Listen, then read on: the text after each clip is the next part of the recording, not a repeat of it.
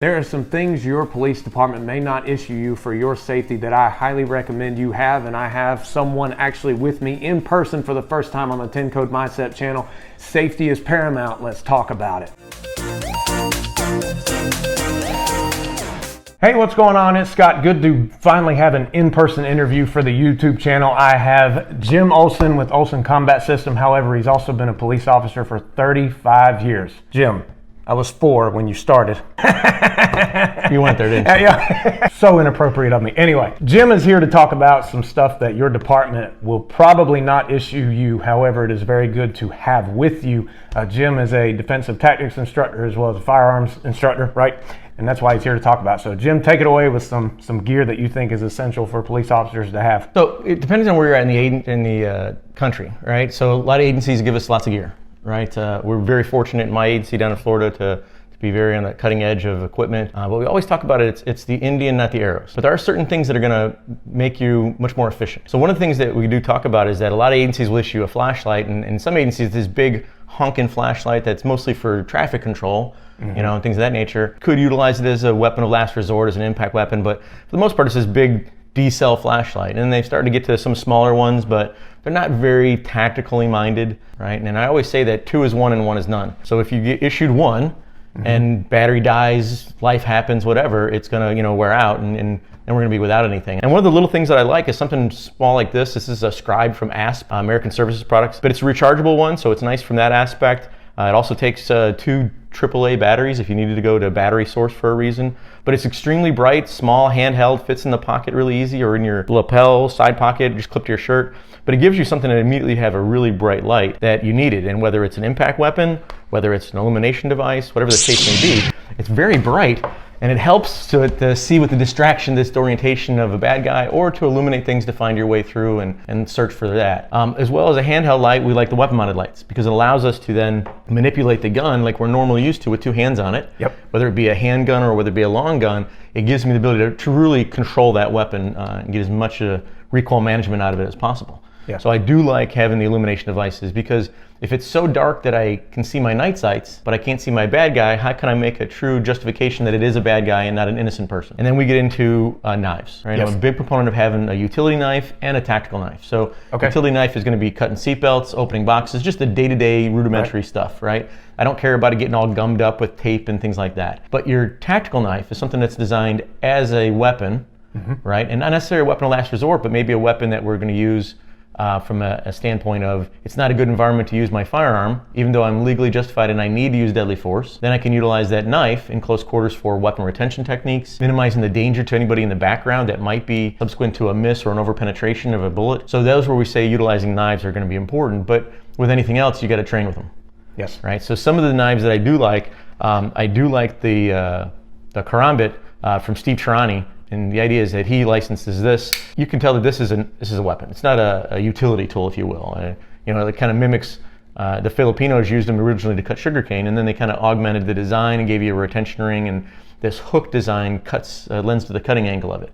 Okay. So it's good to have that aspect of those things there, and it's a great utility tool turned into a weapon. Yeah. Right? And that's what we really utilize it for. It's not for cutting open box. You can see the blade's pretty pristine, and you know, that's all it's for, is it had to go to that aspect. So I do like that, especially being a folder design.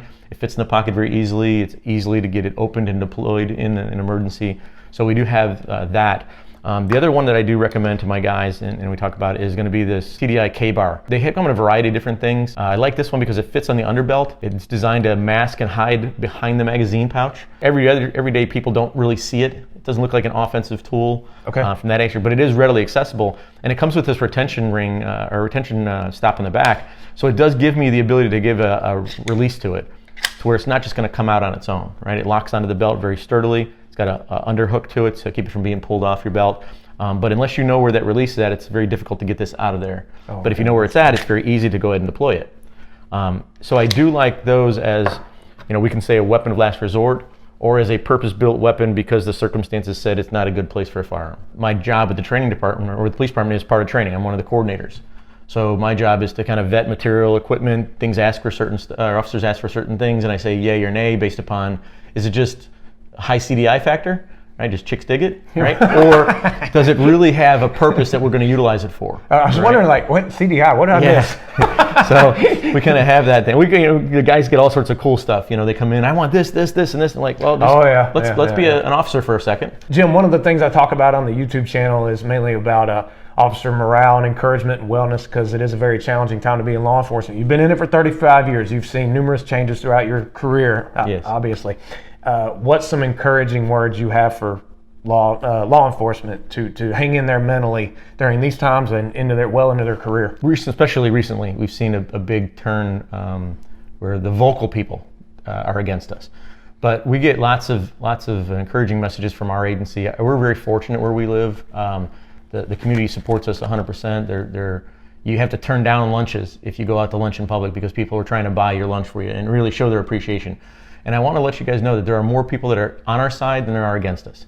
It's just a lot of rhetoric and a lot of noise right now.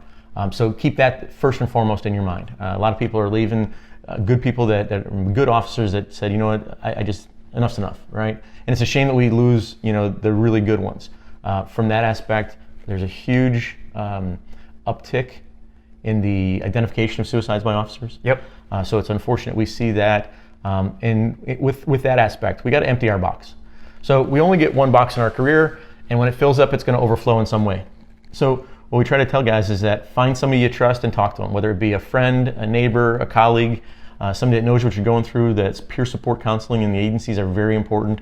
Oh, yeah. To have that, because if we don't talk about it, we got to get it out there. And I was fortunate enough that my wife was a dispatcher for our agency for a long time. Outstanding. So from that aspect, she knew what I was going through, so her and I could talk very openly. Some of the other guys are like, well, I don't want to share all the gory details with my wife. And I agree 100%. You shouldn't share the gory, because we're trying to shield them from the really negatives. But we got to say, hey, honey, I had a really bad day today. I went to a death of a child, and it just really affected me, and I just want to de-stress a little bit and just relax. And that's good, because now not only does it empty your box a little bit, but it helps the spouse understand what you're going through, and then they don't feel isolated or shut down. Absolutely, and you acknowledge something is bothering you. Absolutely. And you're not this invincible warrior who who doesn't have feelings or can't think of anything that generates emotion. So yeah, good point. You have to acknowledge it. That's one of the big things that I say, guys, is enjoy life. Have outside hobbies. Don't just be that, locked inside that 3-foot circle of only law enforcement. Have things that you like doing socially, spiritually, with your communities and things of that nature that you can go ahead and share and de-stress a little bit from this day-to-day, constantly on guard and that. Now, I still want you to be cautious and alert, right? Because it's a bad time for law enforcement and stuff of that nature. So, when you're out in the public, you're being alert, like you're going to some place you've never been before, or you're driving and you're just kind of 360 checking things out. But we're not paranoid and we're not putting 100% into it. You got to live in that yellow zone to where we're there. But we get into the orange all the time, or into the red, and you guys know what I'm talking about with those color codes. It's going to take its toll on you. So allow yourself to relax and de-stress and play and enjoy life.